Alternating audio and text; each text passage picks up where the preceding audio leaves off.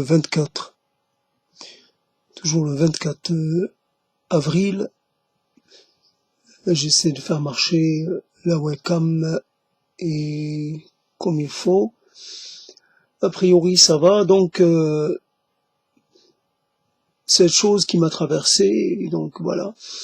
وحنيني إليك لا يضاهي حنين آخر وحنيني إليك لا يعادله حنين آخر وحنيني إليك يمتد عبر الأزمان ويستمر في الوجود يظهر تارة ويغيب أخرى لكنه حاضر باستمرار يغيب ثم يحضر يرافقني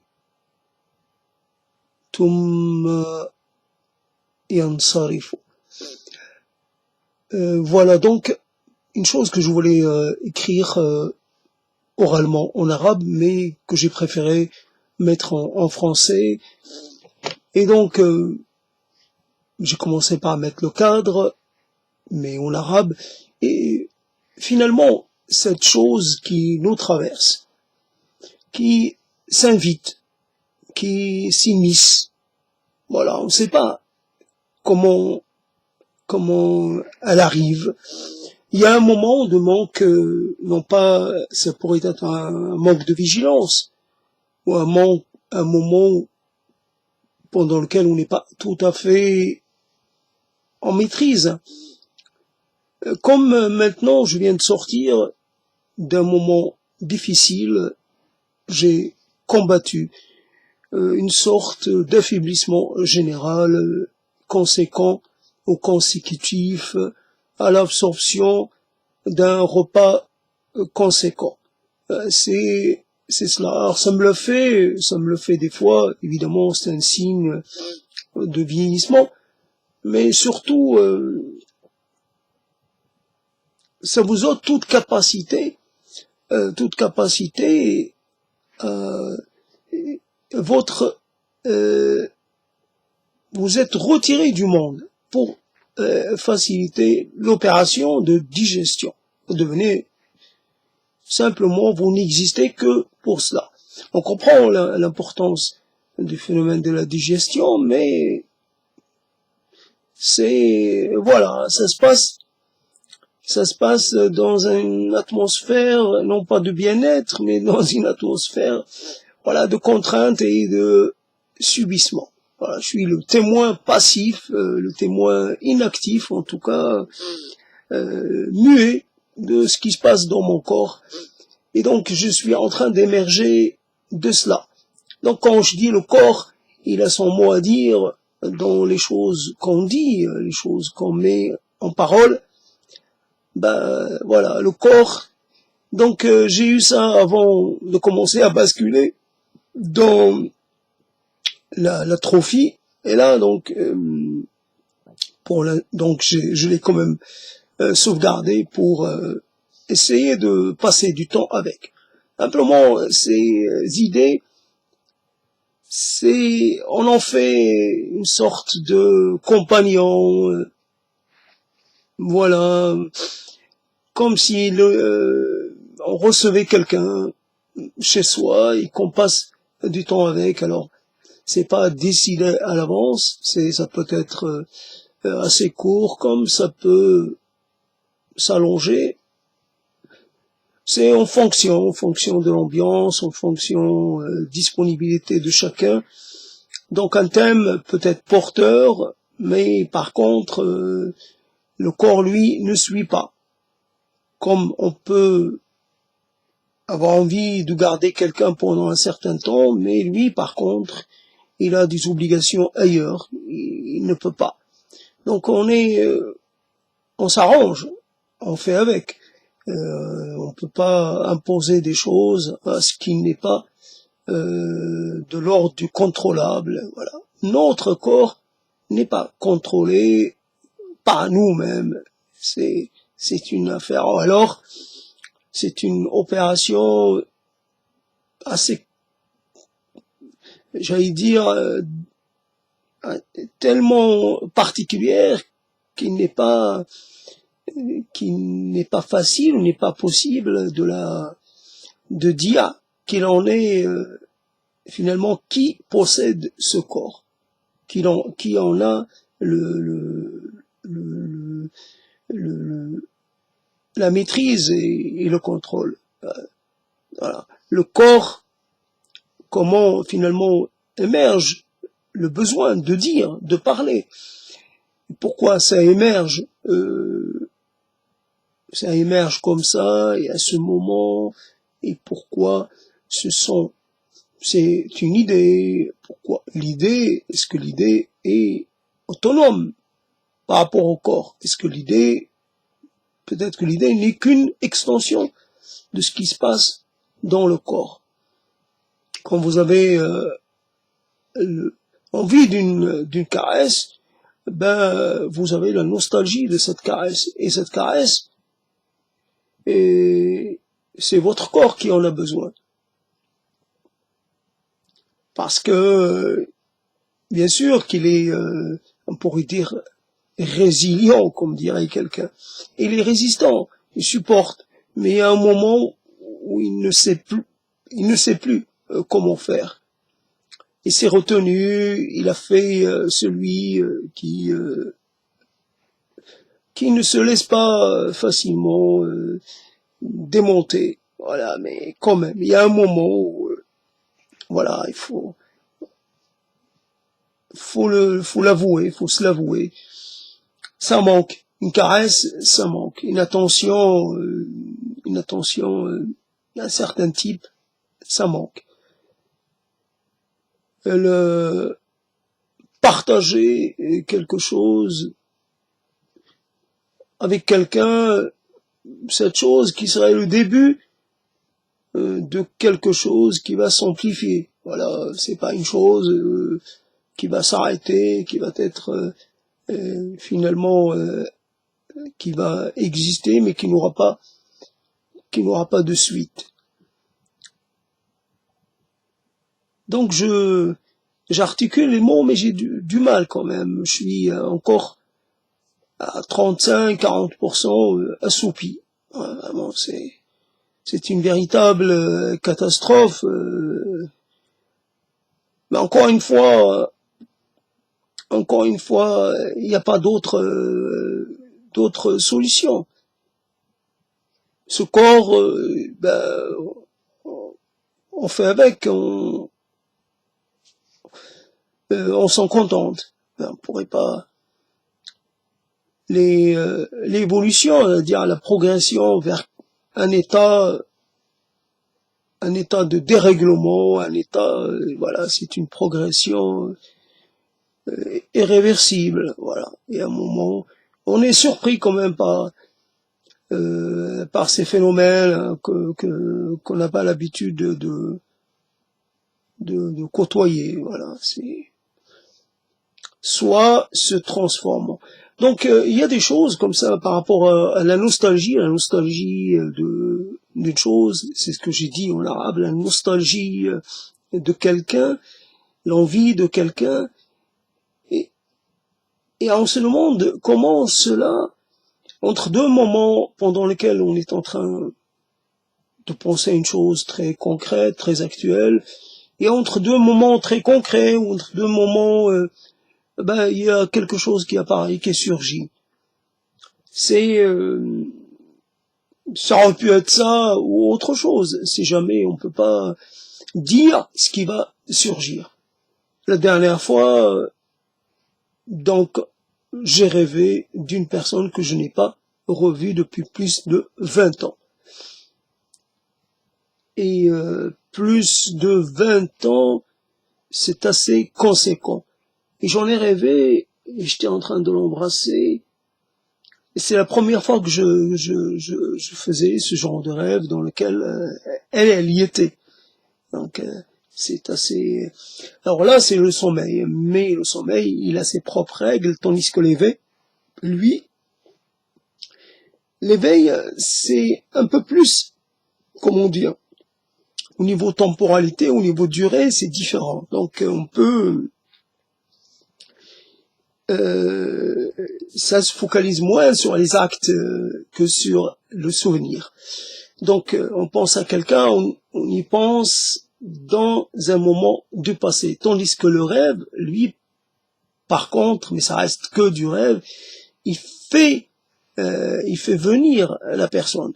Et alors là, on interagit avec elle. Le rêve, à ce niveau-là, est beaucoup plus intéressant et beaucoup plus productif que la nostalgie éveillée. C'est ça. Ou les souvenirs, c'est une personne que j'ai réellement embrassée et qui a répondu à mes baisers. Voilà, c'est pas, je me suis pas fait une sorte de truc tout seul. Non, il y avait la personne qui était présente, on l'a fait. Il y a eu une histoire. Alors, à la durée de cette histoire, ben, on peut pas dire, ça a peut-être duré 2 secondes, 3 secondes. C'est pas important, là, la durée réelle ou objective, mais subjectivement, ça a duré un certain temps. Sauf que, dans ces conditions-là, comme on le sait tous, il suffit qu'on bouge un peu, il suffit, je sais pas, à ce moment-là, j'ai envie d'aller aux toilettes, ou j'ai envie de faire bouger une chose, peu importe, et des choses qui arrivent comme ça, et qui font s'évanouir toute cette physicalité, cette sensation d'une réalité. La réalité, elle est là, elle est vraiment très, très, très, très physique, très présente, mais en même temps, elle peut s'évanouir. Parce que on peut pas dire que c'est une réalité fantomatique ou, non, c'est une réalité vraiment très dense, il y a aucun moyen de dire que ce n'est qu'un ersatz. Non, c'est réel. Mais je pense que pendant qu'on vit dans cette réalité, on a quand même la conscience que ce n'est qu'un rêve.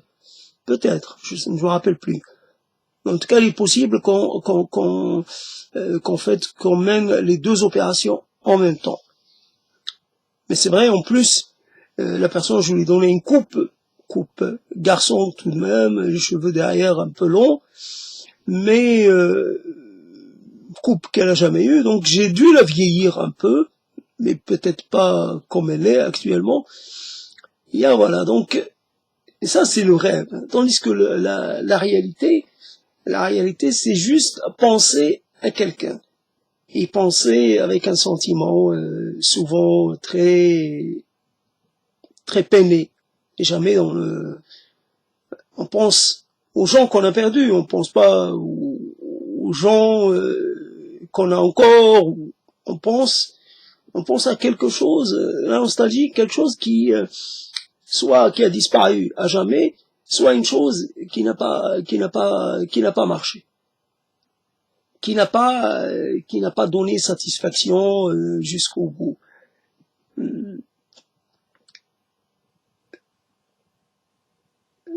Parce que on pourrait dire que ce sont des pensées parasites. On pourrait dire, voilà, et c'est ça le problème. Vrai que ça parasite. Ça vient sans être invité, ça vient comme ça, se poser, et voilà. Et on peut rien faire contre. Et c'est le problème de cette, quand on parle avec quelqu'un, c'est comme si on jetait un voile sur tout ce qui pourrait, comme ça, surgir de notre mémoire, de notre esprit. Voilà. Les choses que l'on va faire venir, ce sont les choses qui seraient finalement qui auraient une place dans l'échange. Je fais venir quelqu'un parce que c'est pour appuyer un propos, etc., etc. Il y a une raison, il y a une nécessité. Tandis que les pensées traversantes, elles n'ont pas de nécessité. On pense à quelqu'un, on va pas se dire, tiens, je vais l'appeler. Je vais l'appeler pour m'assurer qu'il est toujours en vie, qu'il va bien, ça lui fera plaisir, que je pense à lui. Je sais pas si notre ego, il a toujours besoin, voilà, de plus. Dire à quelqu'un qu'on pense à lui après, je sais pas combien, presque un quart de siècle de séparation, ben ça peut quelque part, il peut comme ça, a priori dire, mais moi je pense pas à toi, ou j'en ai rien à fiche. Mais l'idée, c'est qu'il aura eu l'information. Cette information, ben, il devra vivre avec. C'est que moi, j'ai continué à penser à lui. Voilà, donc c'est toujours ce problème avec l'événement et avec l'information. Quand on a vécu un événement, on ne sait pas s'il va persister dans la présence ou s'il va devenir assez peu accompagnant. Et puis l'information, il y a des informations qu'on garde vraiment qu'on ne cesse de convoquer, de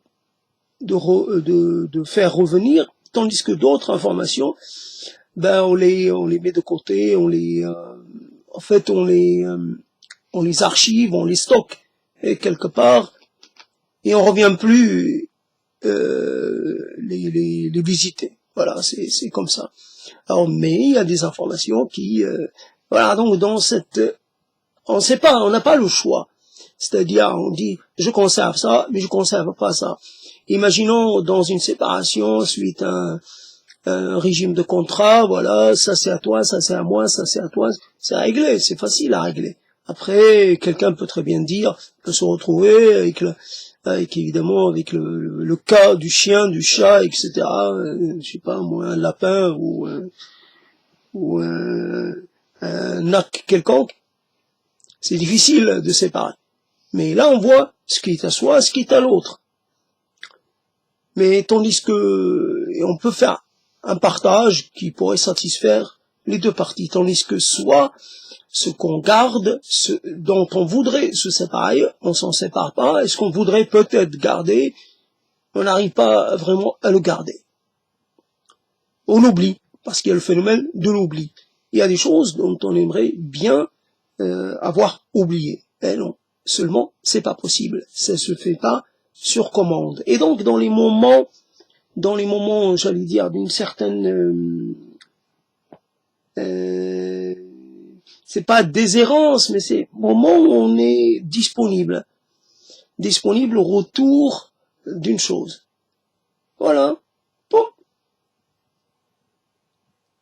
Et et voilà que l'intérêt pour quelqu'un revient. Voilà que l'amour pour quelqu'un revient. Pourquoi? Pourquoi faire? À quoi ça pourrait servir? Et pourtant, comme ces visages que finalement qu'on n'a plus revus depuis plus de 30 ans, à dire presque 40 ans, et qu'on n'a pas oublié. Alors que d'autres visages, on les a totalement oubliés. On a même oublié jusqu'au nom des gens et quelqu'un qui arrive comme ça, mais je t'ai connu, j'étais ton camarade, désolé, j'en ai plus aucun souvenir. Et même arrivé d'oublier le nom des rues de certaines de ma ville natale. J'ai même oublié les noms. Donc j'ai beaucoup oublié, mais cet oubli, il a sa propre règle. Il fonctionne selon des codes, selon voilà, on ne sait pas comment ça fonctionne. Alors quand on parle d'occultation, de refoulement, qu'est-ce que le refoulé? Aujourd'hui, avec ces idées assez, comment dire, assez particulières tout de même, hein, avec c'est comme si on remplissait la personne avec de faux souvenirs, notamment en ce qui concerne les maltraitances et les abus sexuels. Donc il est possible, pourquoi ça rencontre un écho chez certains? Parce que il y a un vide. Et ce vide, il y a des questions qui restent sans réponse. Pourquoi est-ce que d'un seul coup, je suis devenu peureux? D'un seul coup, j'ai commencé à me replier sur moi-même. D'un coup, quelqu'un comme ça arrive comme ça, il trouve qu'il y a moyen de se glisser. Voilà, il implante en vous l'idée que vous ayez pu être finalement subir quelque chose, mais de la part des personnes les plus proches.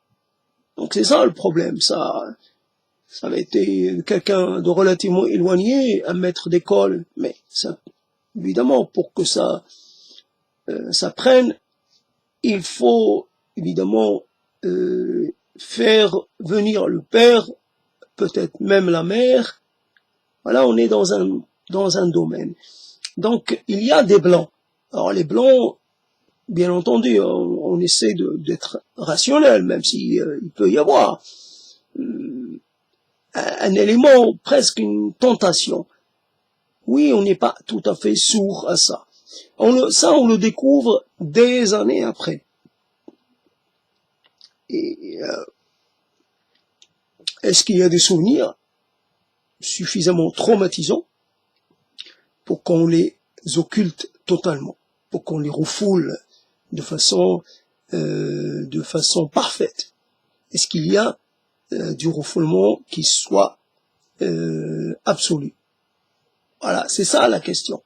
Après, les violences, ça fait partie de la vie, qu'elles soient sexuelles, physiques, peu importe, mentales, enfin, violence, c'est une chose. On peut être victime de violence, comme on peut être soi-même, producteur, comme on peut soi-même être à l'origine de violence. Il n'y a pas, on n'est pas juste victime ou juste bourreau, on peut être les deux. Après, il faut toujours savoir se considérer les choses un peu dans leur globalité. Et c'est vrai que j'ai plus souffert mentalement que physiquement, largement, mais après, pour ce qui est de donner de la violence, ça, j'ai été violent physiquement, peut-être plus que mentalement. Quoique, on pourrait un peu pousser la chose et dire mentalement aussi, parce qu'il y avait la peur. Donc, la peur que j'agisse violemment.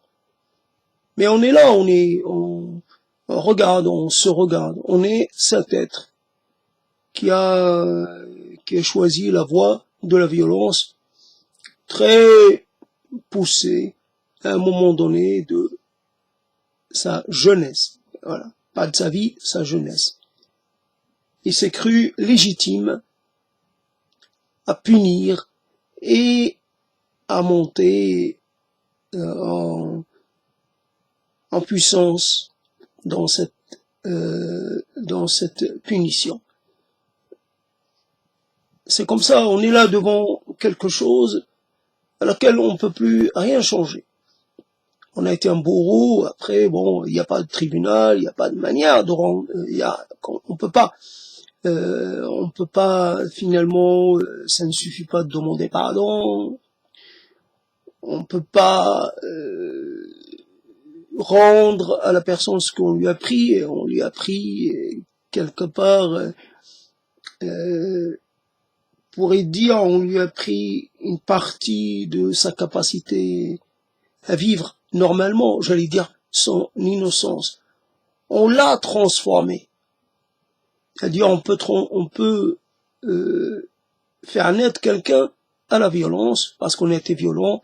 Cette personne va choisir la voie de la violence, et à ce moment-là, on est le responsable d'un cycle. Donc là, c'est de l'auto-analyse un peu comme ça, impromptue. Mais c'est pas, la question c'était pas ça. La question c'était que il y a un souvenir comme ça qui surgit. Je suis toujours fatigué. C'est incroyable. Autant j'ai pris mes patates, je les ai engouffrées de façon rapide malgré tout. Autant il y avait un plaisir qui n'était pas extraordinaire par rapport à celui d'hier. Donc a priori le lendemain, ben la nourriture préparée quand elle a passé la nuit, elle est moins bonne. C'est ça. Alors qu'hier j'aurais mangé tout ce que j'avais préparé, c'était conséquent. J'aurais tout avalé parce que je sais pas ce qui se passe. Donc c'est une manière de ramener un peu à la lumière cette pratique des anciens qui consistait à ne jamais consommer ce qui était de la veille. Et c'est vrai pour des raisons d'hygiène, mais aussi il y a un problème de goût, il y a un problème, il y a quelque chose qui se perd. Et alors, et qu'est-ce qu'il est vraiment ce corps, qu'est-ce qu'il est limité, mais qu'est-ce qu'il est sensible. Ah. Et puis cette sensation de lourdeur, elle touche pas que le corps, elle touche aussi les yeux. Les yeux deviennent douloureux et même quand on a émergé, ben on met du temps à émerger. Autant peut-être s'arrêter, se laisser aller à l'endormissement plutôt que de voir. Ah. Alors ça, c'est peut-être la nature de l'aliment consommé qui fait ça. Enfin, en tout cas, c'est vraiment, je souhaite à personne de passer par ces moments-là. Quelquefois, on a mangé beaucoup et on a une lourdeur sur l'estomac. Là, ce n'est pas ça. Il s'agit d'un corps qui s'affale d'un seul coup. Un corps qui était là. Alors, évidemment, on peut ramener un peu l'idée de la maîtrise du corps. On maîtrise un peu le corps différemment quand on jeûne. Parce qu'au moment-là, le corps, ben c'est vrai qu'il nous embête d'un côté, puis voilà, on va avoir une sensation de mal-être. Alors qu'est-ce qui est le plus fort? La sensation de mal-être consécutive au jeûne ou l'autre? Donc il y a des choses comme ça qui reviennent. Alors je sais pas. Alors souvent c'est pas les choses, c'est vrai, c'est pas les belles choses, les choses sympathiques, je sais pas moi, un encouragement, des félicitations. C'est pas les félicitations au collège, tout ça au lycée. Ben, et ces choses-là, ben je les fais pas revenir. Les bons moments, je sais pas, quand j'ai gagné un prix, choses comme ça revient pas. Par contre, quand quelqu'un m'a maltraité, évidemment, là, et c'est ça le problème, et ces gens-là deviennent archi présents. Et tout sauf cette présence indésirée. Voilà. Comment faire pour se débarrasser? On pourrait, je sais pas, comme si j'étais possédé. Donc il faudrait faire appel à une sorte de spécialiste. Voilà. Comment enlever ces paroles, parce qu'il s'agit de corps, il s'agit d'actes, mais il peut s'agir d'actes, mais il s'agit surtout de paroles, de dépréciation. Voilà, c'est par rapport, c'est le côté injuste, c'est tout le côté soit dont on est responsable, soit le côté qu'on a eu à supporter en tant que victime. Voilà, l'injustice qu'on a fait subir à nous-mêmes, puisqu'on a mis notre existence, on l'a mis en jeu, et finalement on n'a pas su se donner les moyens d'avoir une vie correcte. Et puis d'un autre côté, les gens qu'on a rencontrés et qui nous ont fait mal sans raison. Voilà. Si on avait fait une chose qui mérite, je sais pas, d'accord, je dis ouais, j'ai fait une chose. Ouais, ça mérite d'être, mais pourtant, c'est souvent ça arrive alors qu'en fait on n'avait rien fait. Et celui qui subit, qui est maltraité alors qu'il n'a rien fait, ben ça fait de lui une sorte de, je sais pas, c'est quelqu'un qui prend tout. Va un peu désigné à être une victime, voilà, je sais pas. Et pareil, on n'accepte pas ça. On est plus que ça, on vaut mieux que ça, que d'être le réceptacle, finalement, ou débordement de toutes sortes, venant de gens qui,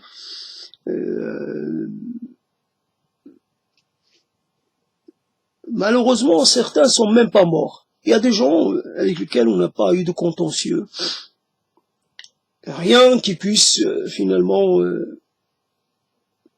rester. Mais pourtant, eux, ils sont morts déjà. Et des gens avec lesquels on a un contentieux qui ne veut pas s'effacer, là, ils sont toujours en vie. Ils vous narguent. Parce qu'ils sont avec vous, voilà, ils n'arrêtent pas de vous envoyer la même disqualification. Vous êtes disqualifié, voilà, un terme intéressant, disqualifié de façon récurrente.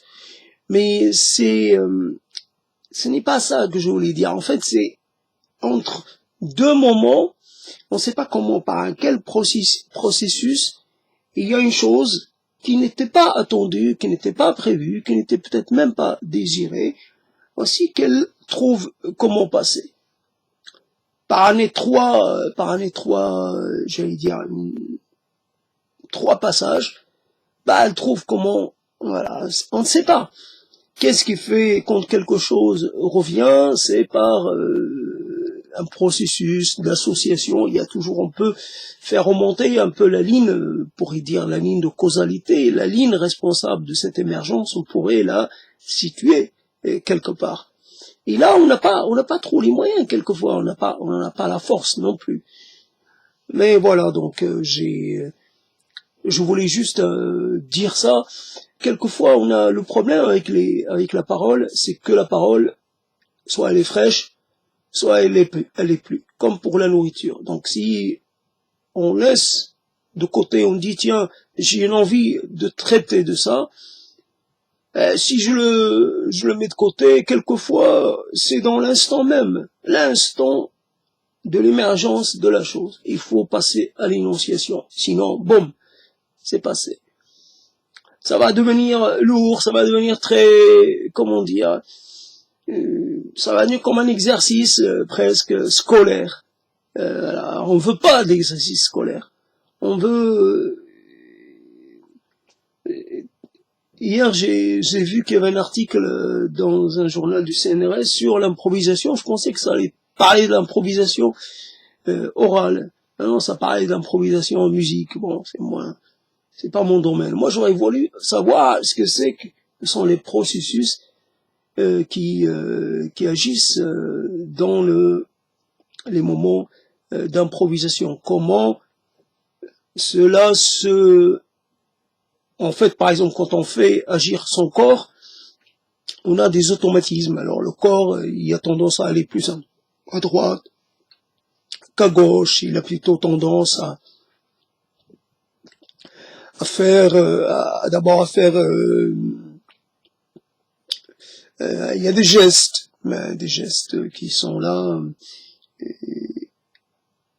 et qui viennent en premier. Donc il y a un geste. Puis après, on peut commencer par aller au-delà des gestes un peu devenus quelque peu automatiques. Mais donc la parole, il y a aussi des éléments qui sont des éléments vers lesquels on est un peu ramené à chaque fois. On essaie de ne pas être dans l'automaticité. C'est plus facile avec les mots qu'avec le corps. Le corps, il est obligé de tenir compte de l'espace, il est obligé de tenir compte des limites. qui sont les siennes. 2 membres, 4 membres, voilà, on peut travailler le haut, on peut travailler le bas, on peut s'allonger, on peut utiliser quelque chose. C'est vrai, quand on utilise un élément, je sais pas, une chaise ou un bâton ou un élément quelconque, là, ça donne plus de possibilités. Donc les mots, là aussi, les mots n'ont pas besoin de ça. Les mots peuvent finalement exister, mais on peut créer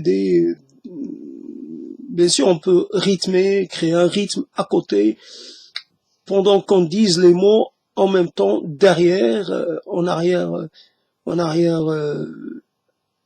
arrière-base, il y a des choses. Alors on n'est pas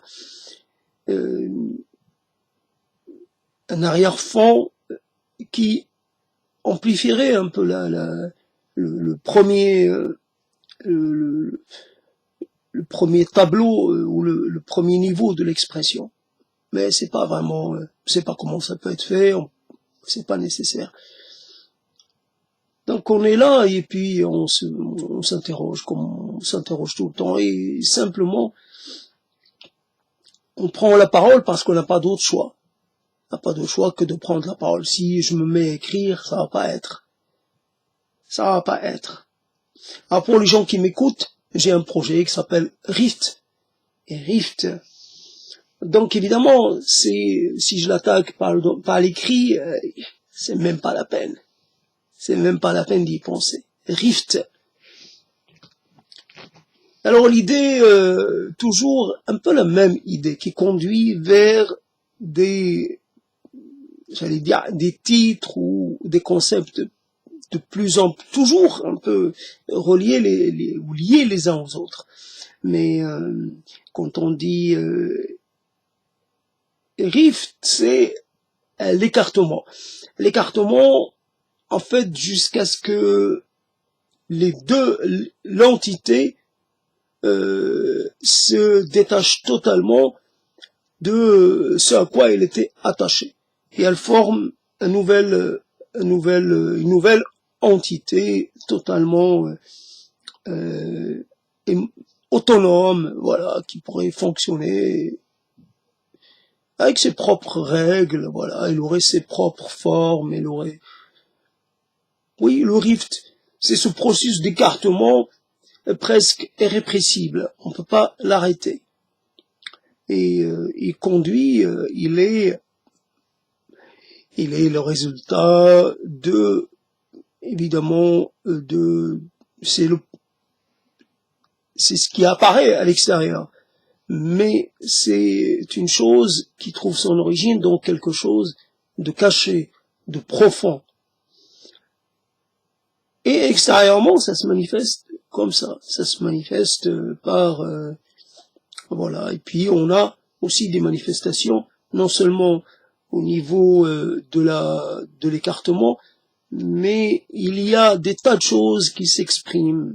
Il y a tout un processus voilà, naturel.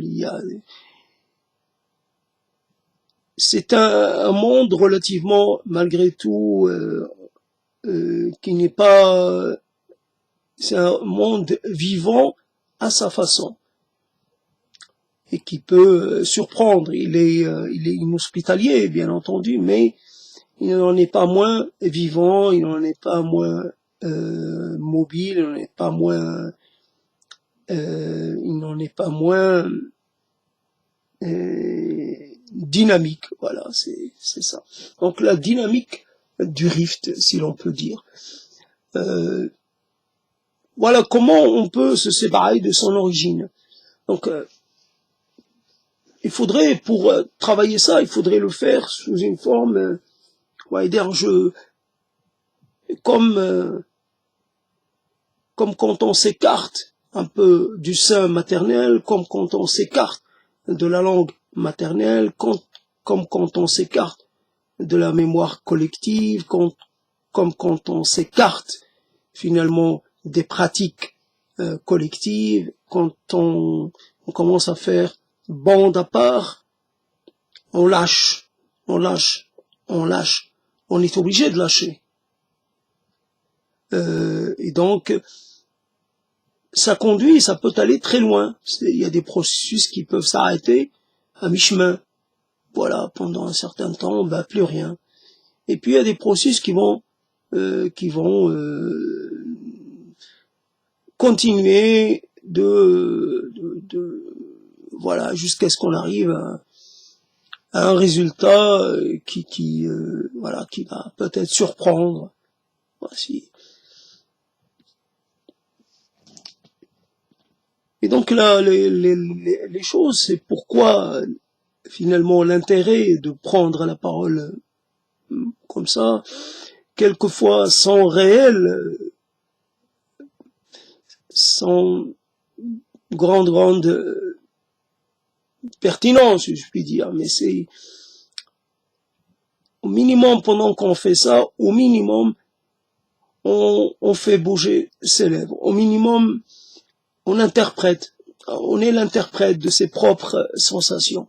Ouais, on fait exister quelque chose à l'extérieur de soi. C'est déjà un résultat. À un moment donné, je sais que je suis entouré de silence, mais je fais pas silence. Pendant un moment, j'ai la parole. Je garde la parole, comme on dit. J'ai la parole, alors je la garde. Voilà, et je continue, et voilà, et c'est... Alors que l'écriture, elle, c'est pas ça. L'écriture, vous recevez tout ce qui vient de... Le silence, vous le recevez de plein fouet. Vous devez le subir. Vous pouvez pas vous en extraire. Et même le souvenir, le silence, il pourrait même s'inviter de façon trop présente dans vos écrits. Il pourrait même contrarier votre élan. Voilà. Et à ce moment-là, plus rien. Donc écrire, ça reste quelque chose d'assez compliqué, d'assez difficile. On écrit et on ne sait pas. On écrit un mot et on ne sait pas quel est le mot qui va venir après. On écrit une phrase et on n'a pas du tout la certitude de pouvoir lui ajouter une phrase de plus. Parce que ça doit s'arrêter à un moment. Ça s'arrête. Il n'y a pas de J continu. Tandis que la parole, elle peut durer longtemps. La parole, elle se ressource ailleurs. Elle trouve toujours comment. Un mot, c'est le marchepied pour un autre. Voilà, une sorte de, voilà, un élan sans fin. Chaque fois qu'elle énonce quelque chose, ça lui permet d'entamer le mouvement d'après et le saut d'après. C'est pas, voilà, donc c'est le privilège de la parole. Voilà, c'est ça. On pourrait dire, c'est un privilège très très intéressant et finalement, donc je suis toujours dans une situation pas évidente. Voilà, j'ai parlé comme j'ai parlé, alors que je suis pas dans la meilleure des formes, mais c'est comme ça. Après, c'est toujours le problème. Malgré tout, il y a des moments où on a envie d'entrer dans une sorte d'opposition, de confrontation en face de quelqu'un. Il n'existe pas ce quelqu'un. Dans cet exercice, il y a l'absence de l'autre. Et l'autre qui est là, c'est un autre très ancien, ou presque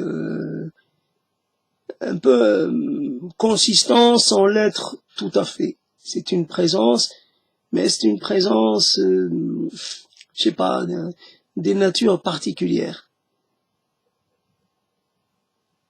Et puis, ce sont là des choses qui se sont déjà jouées, finalement, closes. Tandis que on a quelqu'un en face,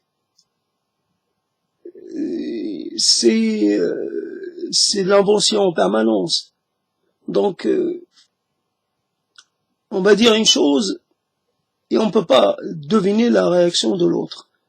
Ce qui fait que, comme on est on doit s'adapter et suivre. Donc, on doit rectifier. Quelquefois, on doit même laisser de côté, laisser tomber ce qu'on avait l'habitude de dire. Il y a des gens qui nous obligent vraiment à changer, comme on dit, le braquet, à totalement renverser notre logique de parole, notre façon de tenir un discours, une argumentation. Parce que ça, on voit que ça fonctionne pas, donc on est obligé de changer, on pourrait dire, les règles, nos règles. Mais on le fait parce que on a envie d'arriver quelque part, on a envie finalement de réaliser quelque chose d'inédit. C'est ça. Donc l'inédit suppose que l'on se défait de ce qu'on a l'habitude de garder. Voilà. C'est un sacrifice pour un bénéfice espéré, voilà, de conséquent. Voilà, donc j'ai parlé, donc c'est bon, je m'arrête là. Simplement,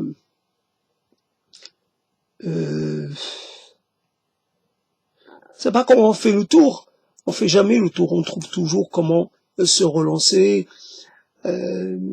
Si je parle de mon corps, ce n'est pas pour me plaindre ou pour présenter un état, pour essayer de dire tiens, pas de ma vieillesse, c'est de dire ce rapport-là un peu particulier entre soi et son corps. On a du mal à trancher entre les deux. On peut pas dire qu'il y a un corps animal et un esprit qui ne l'est pas, un esprit d'un ordre supérieur, puis il y a le corps un peu bestial, comme certains ont voulu dire qu'il y a dans le cerveau, il y a 2 cerveaux, ou 3, ou je sais pas quoi, un cerveau reptilien, puis le cerveau. C'est du n'importe quoi. Il y a pas un cerveau qui, lui, est plus dans une sorte d'instinctivité, un cerveau presque naturel, voilà, la culture, tout ça.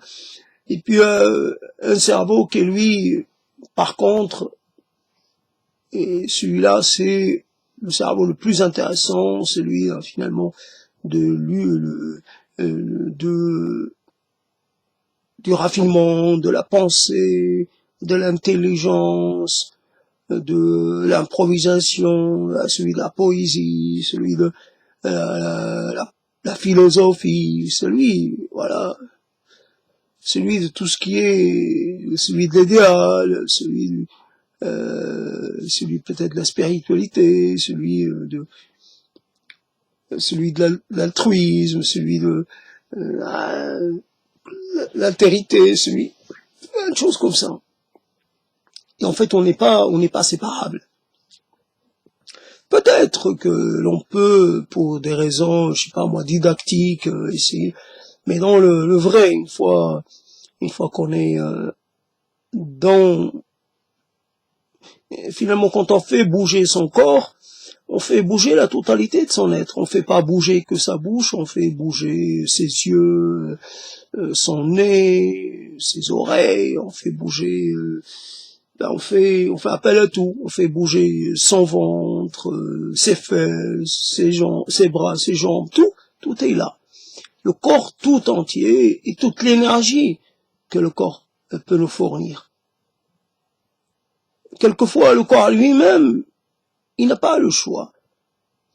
S'il décide de quelque part de se mettre en pause, c'est qu'il n'a pas le choix, lui, non plus. Le corps est victime de sa propre impuissance, ou de sa propre, finalement, son propre devenir. Voilà, il fonctionne bien jusqu'au moment et commence à lâcher parce que c'est le destin de toute chose qui a fonctionné de finir par mal fonctionner, par dysfonctionner. Mais c'est pas grave. C'est juste un constat que l'on fait. Il n'y a pas non plus à être dans la nostalgie d'un autre moment, d'un autre corps, d'une autre condition.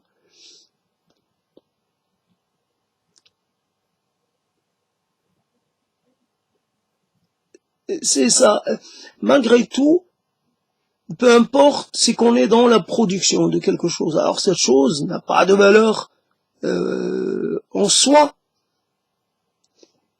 mais elle a le mérite d'exister. Elle a le mérite d'être là.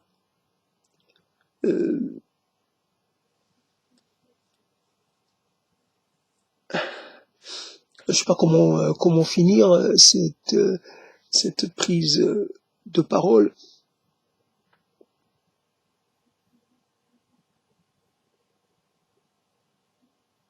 C'est marrant en fait les impossibilités contre lesquelles on bute tout le temps. J'ai la possibilité de passer du statut de rêveur, de nostalgique à celui de finalement d'exécutant. Je peux appeler quelqu'un et finalement je peux réveiller une relation qui était endormie, mais pourquoi on ne le fait pas? Au lieu de parler comme ça, passer à quelque chose de concret, voilà, quelque chose d'actuel. Parce que on se sépare des gens et on les laisse partir, on les laisse s'en aller, parce qu'en fait, ils ne répondent pas à ce qu'on attend, à ce qu'on cherche. Oui, si on a laissé quelqu'un décider de se retirer, c'est parce qu'on lui a permis de se retirer. Sinon, on l'aurait poursuivi. Il y a des fois, on donne toute l'impression vraiment très forte que l'on est vraiment attaché, que l'on est dans une sorte de dépendance affective et autres. Et pourtant, non, on l'est pas. On l'est pas. Et donc, c'est comme on est dans une dépendance, mais on voudrait ne plus l'être. Donc le départ de quelqu'un ou le retrait de quelqu'un nous permet de sortir de cette dépendance. Enfin, je suis maître de moi-même. C'est énorme de pouvoir. Je n'ai de fidélité à personne d'autre. Je n'appartiens à personne d'autre. Je ne dépends de personne d'autre que de moi-même.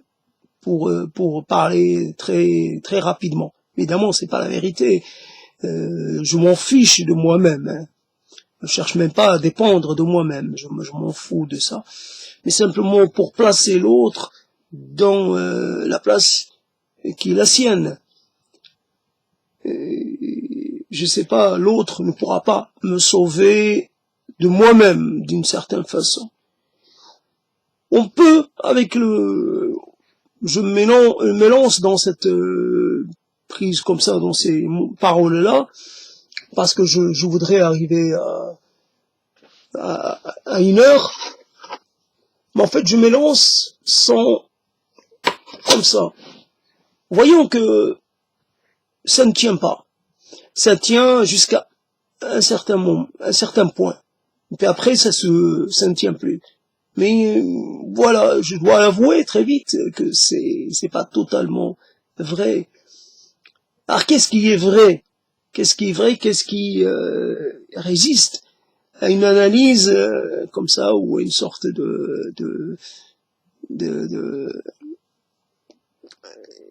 comment dire, l'impératif de sincérité, ou l'impératif de vérité. Voilà. La vérité, c'est que, je sais pas. La vérité, c'est que je ne m'appartiens pas. La vérité, c'est que la décision dans toute chose ne m'appartient pas. Si elle m'a appartenu, ben, peut-être, un jour, ben, quelquefois, mais pas pour l'essentiel, pas pour le décisif. Voilà. J'ai jamais eu la liberté de décider réellement. Pour qu'on soit dans la décision, il y a un certain degré de, j'allais dire, d'autonomie, un certain degré de, on pourrait dire, tiens, j'ai eu la proposition de quelqu'un qui est venu vers moi.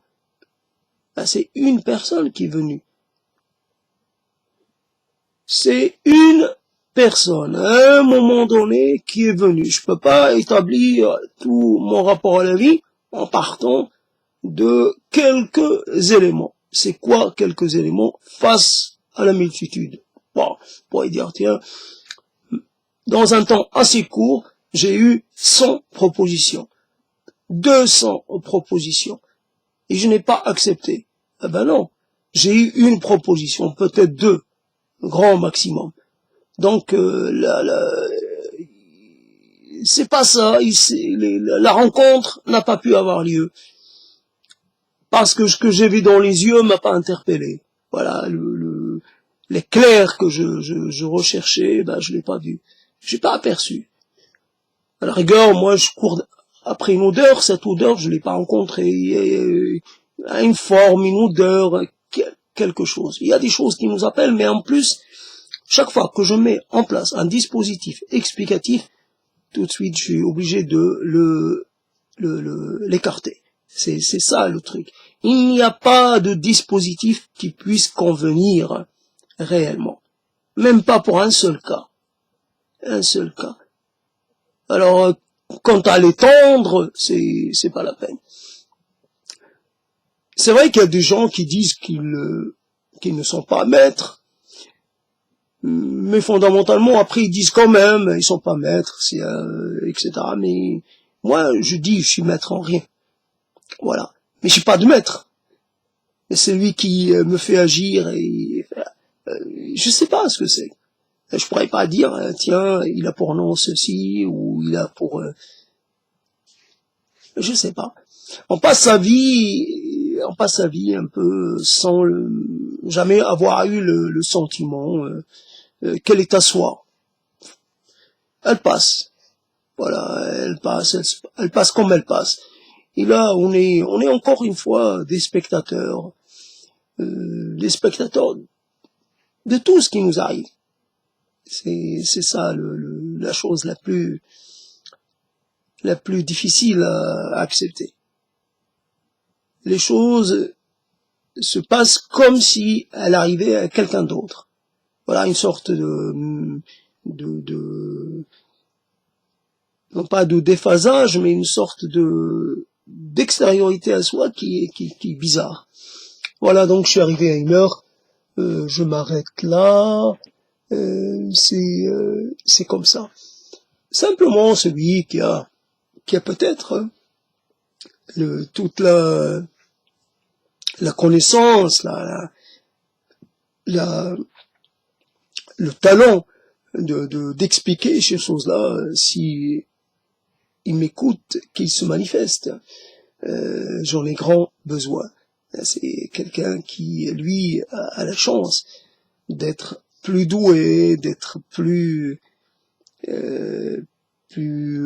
perceptif, je sais pas, qui a ce don que moi je n'ai pas. Et après, voilà, c'est ça. Comment être contacté par quelqu'un quand dans ce système-là, il n'y a pas de contact. Ça part que dans un seul sens. Voilà, les gens qui m'écoutent pas, peu importe, mais ils peuvent pas me joindre et souvent ils sont très éloignés. C'est comme ça. C'est encore une fois la description d'une impuissance ou l'observation, la constatation d'une impuissance. Alors, on sort d'une impuissance pour retomber, ou pour tomber dans une autre.